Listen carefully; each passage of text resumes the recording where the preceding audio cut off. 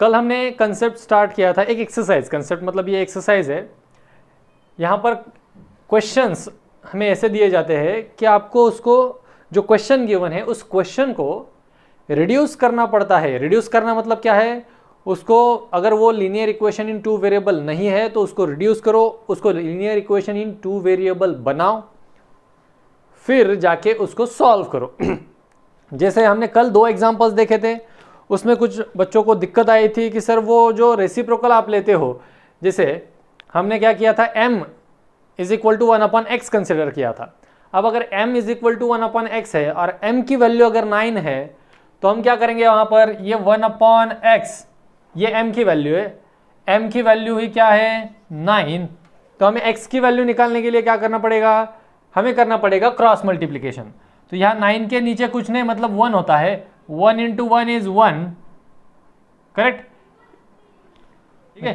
तो ये x इधर लाए तो क्या हो जाएगा, ये देखो 1 into 1 is equal to 9 into x, लेकिन हमें वैल्यू किसकी चाहिए थी, हमें वैल्यू चाहिए थी x की।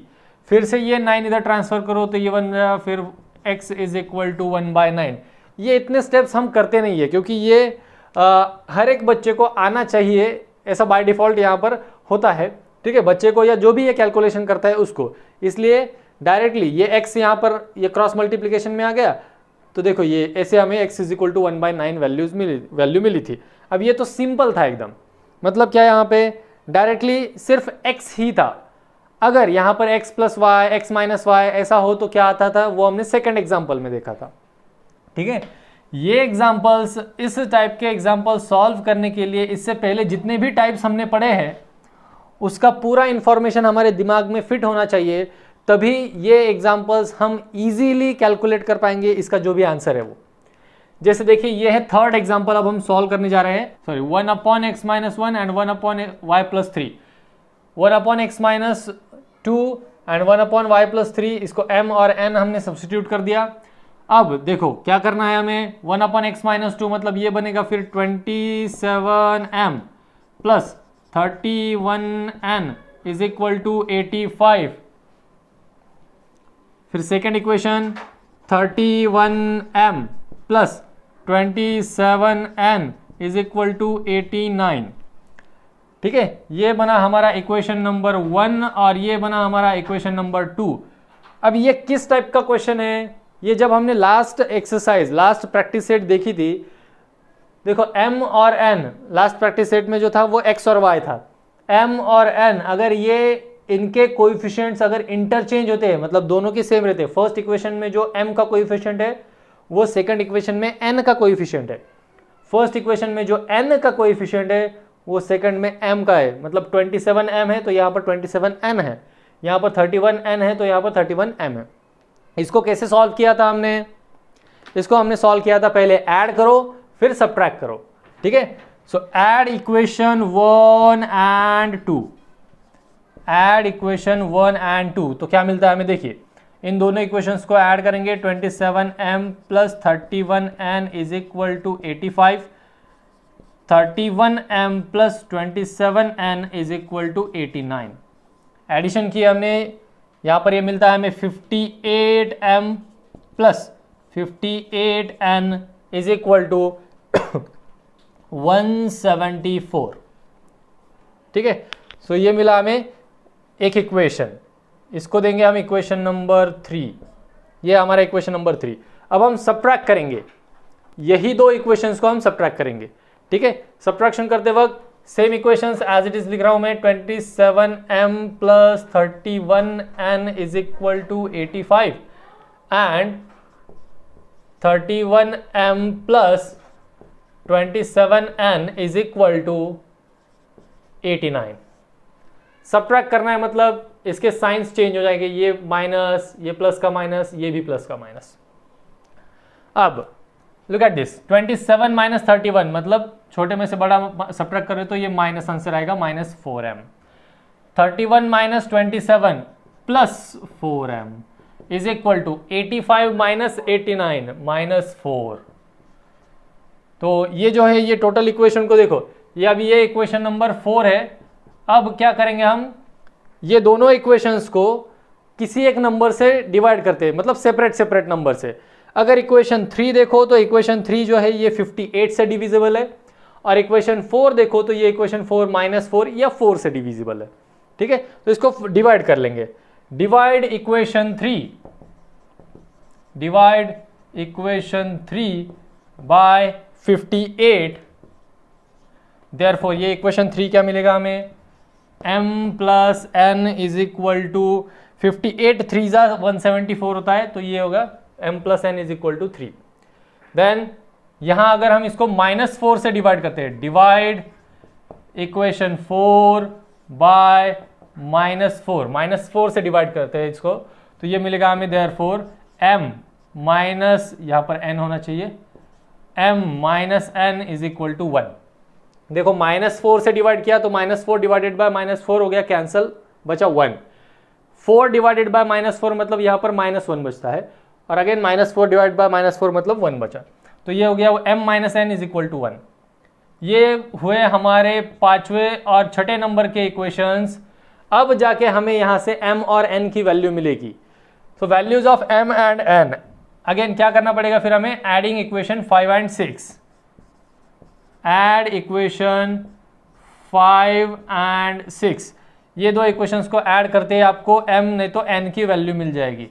देखिए क्या होगा अभी, ये n कैंसिल हो गया, m plus m 2m is equal to 4, therefore m is equal to मिली value 2, m is equal to value हमें 2 मिली।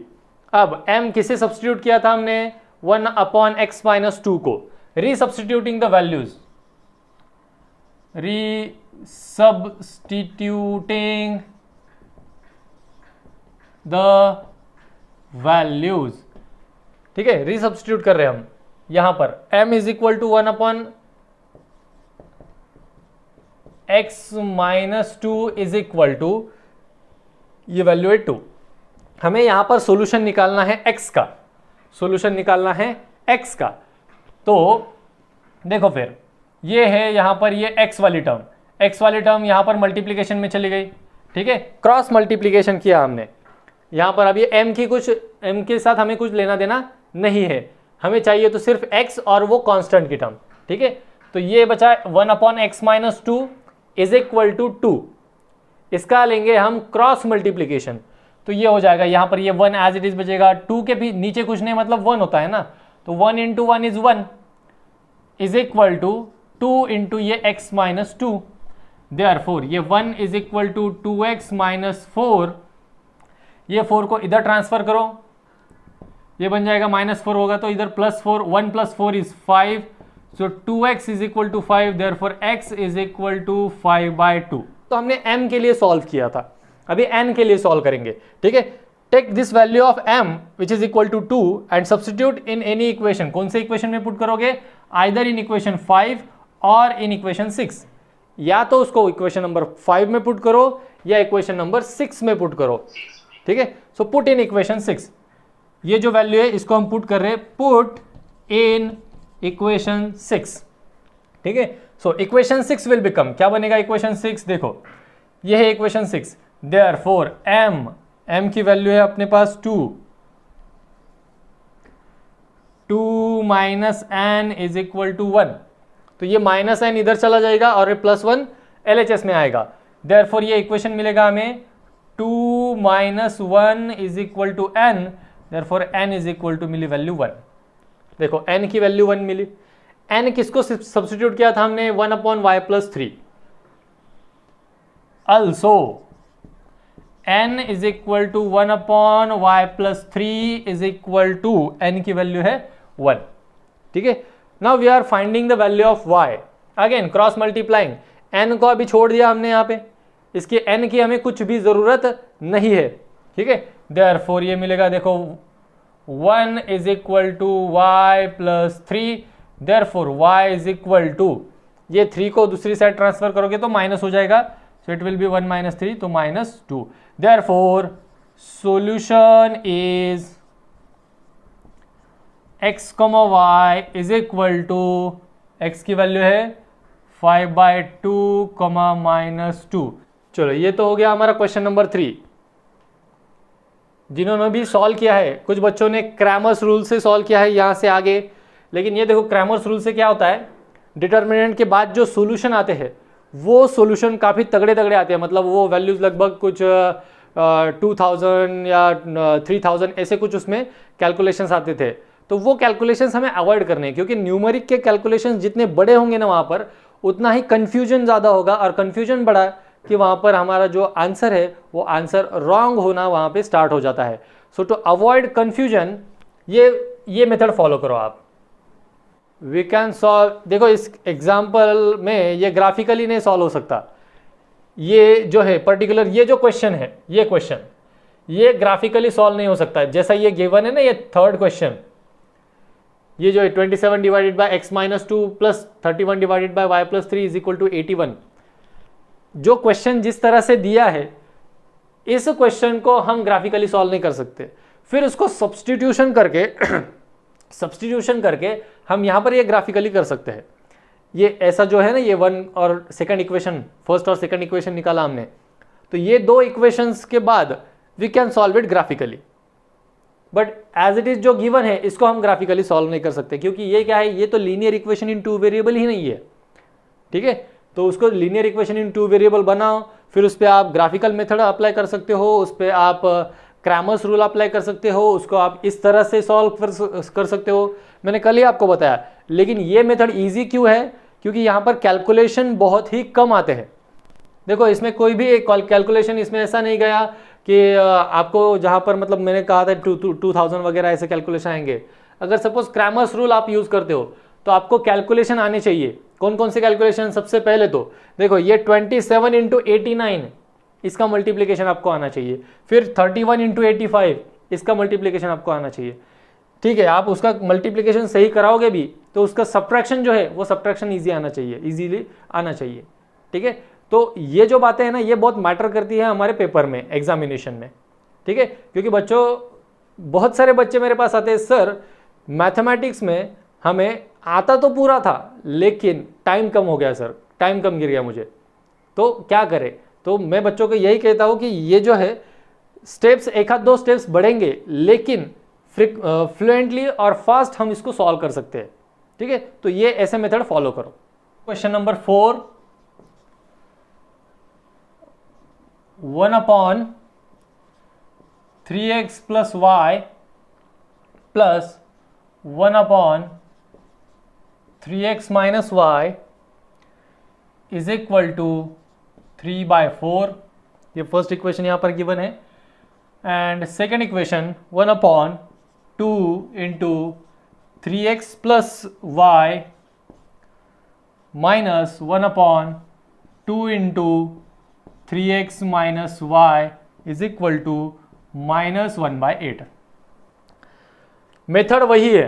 क्या है यहाँ पे, जो x और y के टर्म्स है, those terms are in denominator, therefore this is not linear equation in two variable. तो क्या करेंगे हम यहां पर इसको सब्स्टिट्यूट करेंगे, substitute 3x 1/3x plus y as m and 1/3x minus y as n।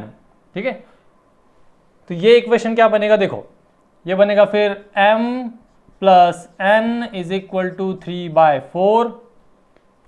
ये दूसरा इक्वेशन बनेगा, फिर इसको इक्वेशन नंबर 1 लिख देता हूं। Second equation will become 1/2 into m minus 1/2 into n is equal to -1/8।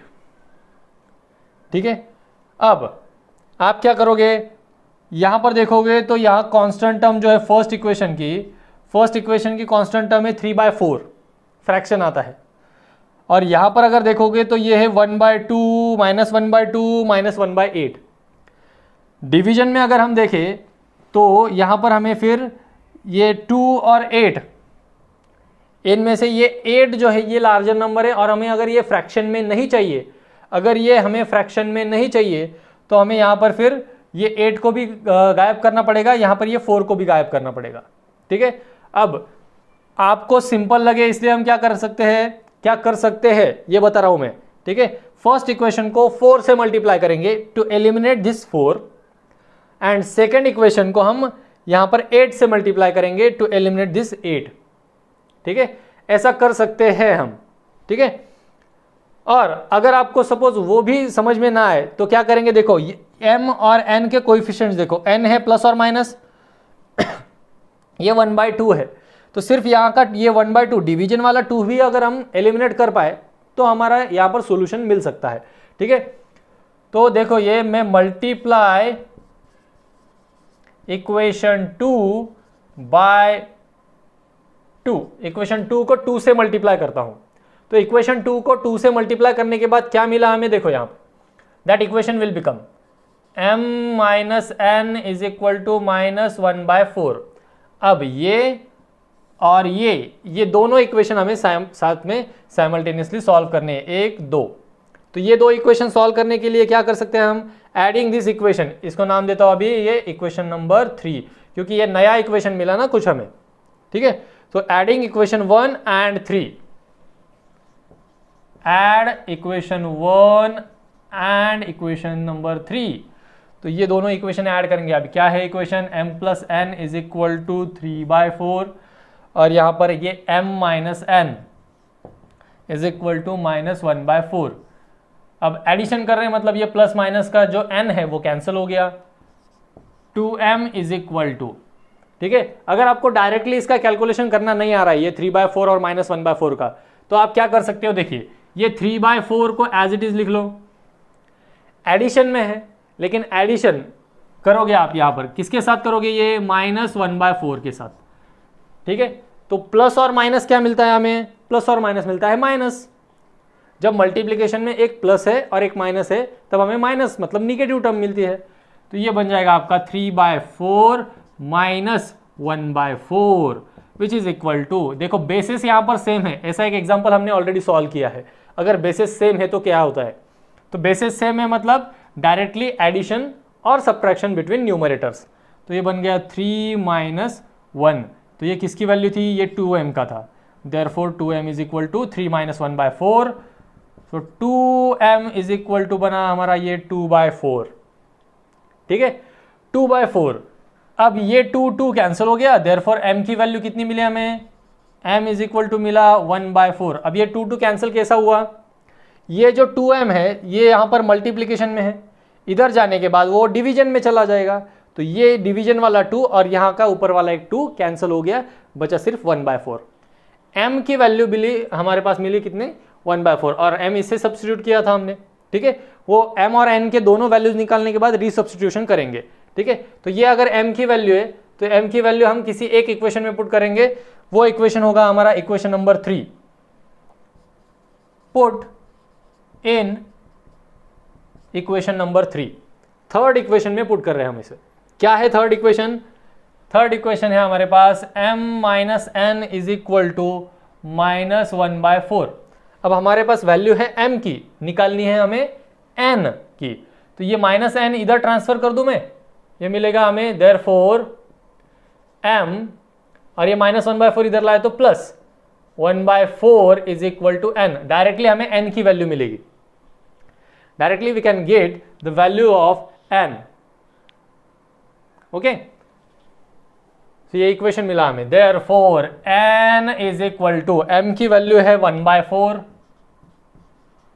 Plus ये 1/4 यहाँ का एडिशन में है। अब 1/4 प्लस 1/4 होता है हाफ। ठीक है, चतकोर प्लस चतकोर आधा, पता है ना सबको, घर पे रोटियां खाते होंगे। तो 1/4 प्लस 1/4 इज इक्वल टू 1/2, तो n इज इक्वल टू मिला 1/2, m इज इक्वल टू है 1/4, therefore resubstituting the values, resubstitute क्या करेंगे, resubstitute m is equal to 1/3x plus y is equal to 1/4।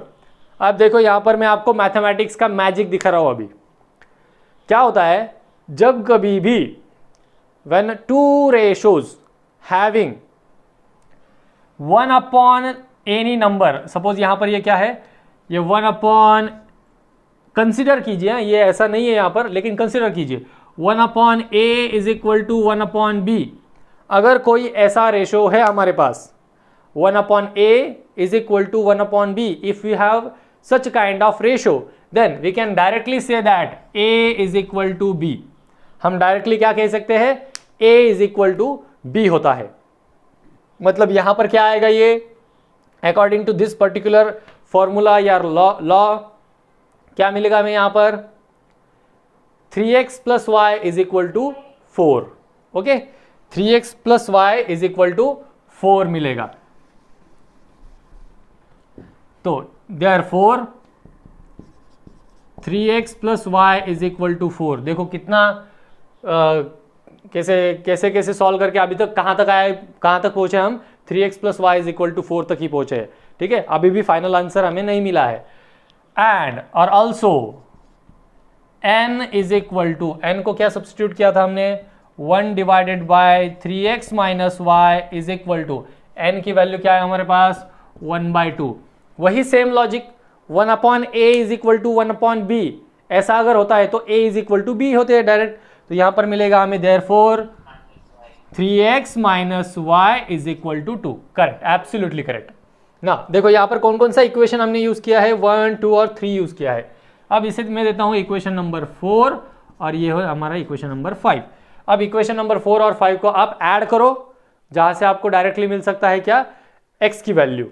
ठीक है, ऐड इक्वेशन 4 एंड 5, तो 3x plus y is equal to 4 and 3x minus y is equal to 2।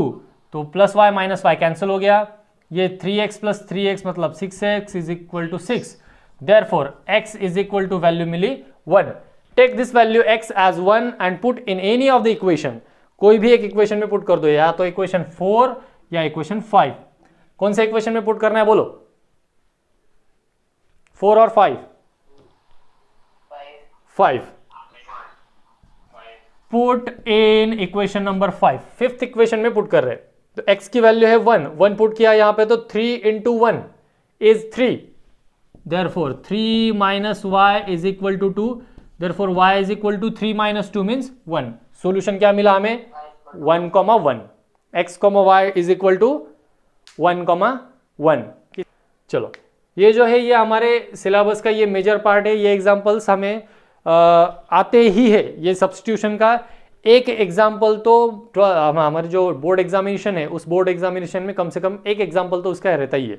ठीक है, कम से कम बोले तो एक सब्जेक्ट पे एक कंसेप्ट पे एक ही क्वेश्चन आ सकता है, तो वो ये इस टाइप का क्वेश्चन तो रहेगा ही रहेगा।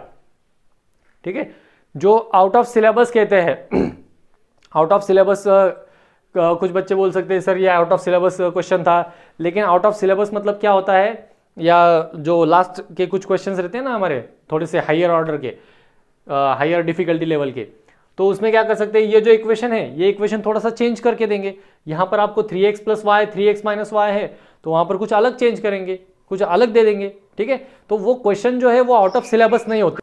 ठीक है, तो वो क्वेश्चन जो है वो आउट ऑफ सिलेबस नहीं होते, उसमें सिर्फ यहाँ पर कुछ चेंज किया जाता है और वो चेंज करने के बाद जो मिलता है वो एक नया क्वेश्चन क्रिएट होता है। ठीक है, we can create n number of questions on the basis of any concept. किसी भी कंसेप्ट के बेसिस पे हम n नंबर ऑफ क्वेश्चंस बना सकते हैं। तो वो बस यहाँ पर क्या करते हैं, हमारे नंबर चेंज कर देते हैं। जो हमारे पास क्वेश्चन है उस क्वेश्चन के बस नंबर चेंज कर देते हैं, तो हमें उसका कैलकुलेशन सिर्फ अच्छे से करना पड़ता है, बस इतना ही है। ठीक है, समझ में आई ये बात? तो ये जो है ये आपको अगर समझ में आया तो अगला एप्लीकेशन के लिए जाने से पहले कुछ एक दो बातें मैं आपको कहना चाहता हूँ। जब हम एप्लीकेशन स्टार्ट करेंगे तो फर्स्ट लेक्चर लीनियर इक्वेशन इन 2 वेरिएबल्स का जो फर्स्ट लेक्चर हमने देखा था, उस फर्स्ट लेक्चर से लेके इस लेक्चर तक जो कुछ भी कंसेप्ट हमने पढ़े हैं, जितने भी टाइप्स हमने पढ़े हैं, उतने के उतने सारे टाइप्स हमारे दिमाग में होने चाहिए। ठीक है, सारे टाइप्स हमारे दिमाग में होने चाहिए। मतलब क्या कि 2 लीनियर इक्वेशन अगर है तो उसको साइमल्टेनियसली कैसे सॉल्व किया जाता है। ठीक है, फिर क्रैमर्स रूल से कैसे सॉल्व किया जाता है, फिर अगर ऐसे एग्जाम्पल्स हो, मतलब इसके पहले वाला एग्जाम्पल जिसमें न्यूमर जो कोएफिशिएंट्स है वो कोएफिशिएंट्स अगर सेम है, वो एक्सचेंज अगर हुए तो उसको कैसे सॉल्व किया जाता है, उसको ऐड एंड सब्ट्रैक्ट करके। ठीक है, तो ये हमें याद रखना बहुत ज़रूरी है। ठीक है, सारे कंसेप्ट टेक्स्ट बुक आपके पास है सभी के पास, तो हर एक एक्सरसाइज के प्रैक्टिस सेट के पहले जो भी कंसेप्ट है वो कंसेप्ट आज अच्छे से रिवाइज करो। ठीक है, ये कंसेप्ट रिवाइज करने के बाद फिर हम एप्लीकेशन जो है वो एप्लीकेशन कल स्टार्ट करेंगे। एप्लीकेशन मतलब क्या होता है, जो कंसेप्ट हम पढ़े हैं या पढ़ चुके हैं या पढ़ना है, ये जो भी कंसेप्ट्स हैं हमारे पास, वो कंसेप्ट्स को वर्डिंग प्रॉब्लम्स में वो हमारे सामने पुटअप करते हैं। ठीक है, अब जैसे आपने कभी सीखा होगा बचपन में, मतलब 7th या 8th स्टैंडर्ड में रिलेशन। ठीक है, relation between two quantities. Suppose दो क्वांटिटीज आपके सामने है। ठीक है, दो लेट से आपके पास ये हो सकते हैं क्वांटिटी ऑफ पेन्स। ठीक है, तो एक ब्लैक पेन वाली क्वांटिटी है, एक ब्लू पेन वाली क्वांटिटी है। ठीक है, तो आपके सामने कुछ पेन रखे जाते थे, लेट से 10 पेन है जो ब्लैक पेन है और 15 पेन है जो ब्लू पेन है।